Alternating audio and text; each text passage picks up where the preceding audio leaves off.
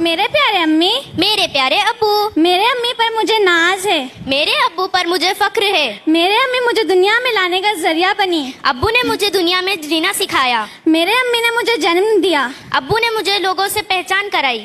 میرے امی نے مجھے بولنا سکھایا، ابو ہمیں لوگوں سے کس طرح بات کرتے ہیں وہ سکھاتے ہیں۔ میرے امی نے مجھے 9 مہینے پیٹ میں پالا، اور جب میں امی کے پیٹ میں تھی تب ابو نے میرے امی کی دیکھ بھال کی۔ میرے امی میرے لیے روزانہ اچھا کھانا بناتی ہے۔ ابو دن بھر دھوپ میں پسینہ بہاتے تاکہ ہم اچھا کھانا کھا سکے۔ کیا تمہیں معلوم نہیں کہ ماں کے قدموں کے نیچے جنت ہے؟ اور تم یہ بھول رہی ہو کہ ابو جنت کا دروازہ ہے۔ جب بھی میں بیمار ہوتی ہوں میرے امی میرے لیے رات بھر میری دیکھ بھال کرتے ہیں۔ ابو دن رات محنت کرتے تاکہ ہم سکون سے سو سکے۔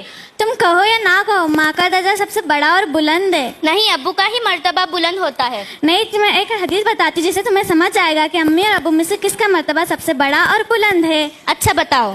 آپ صلی اللہ علیہ وسلم کے پاس ایک مرتبہ ایک صحابی آئے، انہوں نے پوچھا کہ امی اور ابو میں سے کس کا مرتبہ سب سے بڑا اور بلند ہے، تو ہمارے نبی نے فرمایا امی کا۔ وہی صحابی نے دوسری بار وہی سوال ہمارے نبی سے پوچھا، تو ہمارے نبی نے فرمایا امی کا۔ تیسری بار وہی سوال صحابی نے ہمارے نبی سے پوچھا کہ کس کا مرتبہ سب سے بڑا اور بلند ہے، تو ہمارے نبی نے فرمایا امی کا۔ جب چوتھی بار صحابی نے وہی سوال کیا کہ امی اور ابو میں سے کس کا مرتبہ سب سے بڑا اور بلند ہے، تو ہمارے نبی نے فرمایا ابو کا۔ اس حدیث سے ہمیں پتہ چلتا ہے کہ امی اور ابو میں سب سے بڑا مرتبہ امی کا ہے۔ لیکن امی کے بعد ابو کا درجہ آتا ہی ہے نا، تو اس سے ہمیں پتہ چلتا ہے کہ امی اور ابو ہماری زندگی میں ایک اہم کردار نبھاتے ہیں، تو اسی لیے ہمیں امی اور ابو دونوں کی بھی عزت کرنی چاہیے اور ان کی فرما برداری کرنی چاہیے۔ انشاءاللہ۔ کیوں نہ افشا آج ہم اپنے امی ابو کا شکریہ ادا کریں؟ جی بالکل۔